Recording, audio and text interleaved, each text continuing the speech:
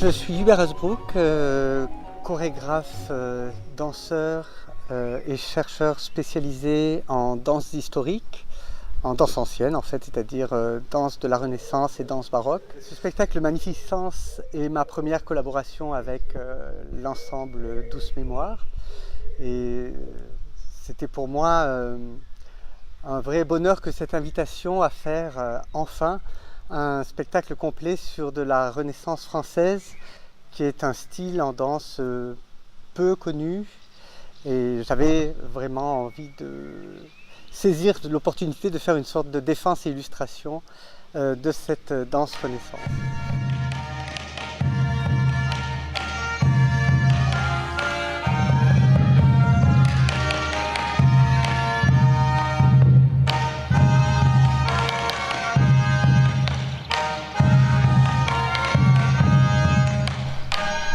Les sources que l'on a pour aborder ce répertoire sont peu nombreuses en France. Elles sont surtout plus tardives que François Ier en général, hormis quelques sources qui datent de la fin du XVe siècle et qui ne sont pas non plus complètement adaptées. On a un ou deux textes qui permettent d'aborder la basse danse, qui est la danse de bal par excellence. Par contre, on a un important traité à la fin du XVIe siècle qui témoigne de pratiques antérieures.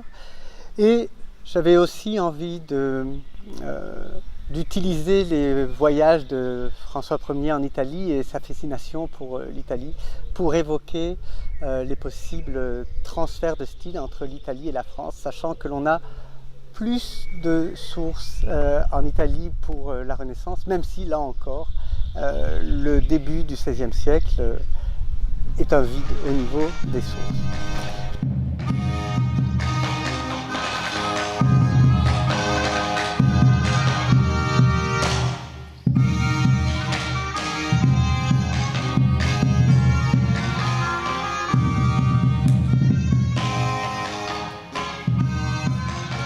J'ai donc reconstruit les danses par extrapolation, par croisement en fait entre plusieurs époques aussi, et en procédant par ce que j'appelle citation, c'est-à-dire en prenant des éléments dans diverses sources qui sont cohérentes et en les associant.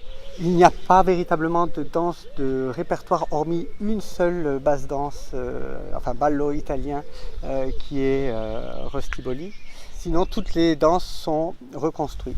La recréation s'est faite évidemment à partir des musiques. Le choix des musiques a été particulièrement important. L'un des enjeux majeurs pour moi de ce spectacle était de montrer la danse Renaissance, non pas seulement de bal, mais également celle qui servait pour la représentation, qui servait pour les mascarades, et donc de redonner la dimension théâtrale à ces danses, aux danses qui ont pu être pratiquées à la cour, à l'occasion donc de ce qu'on appelle des mascarades.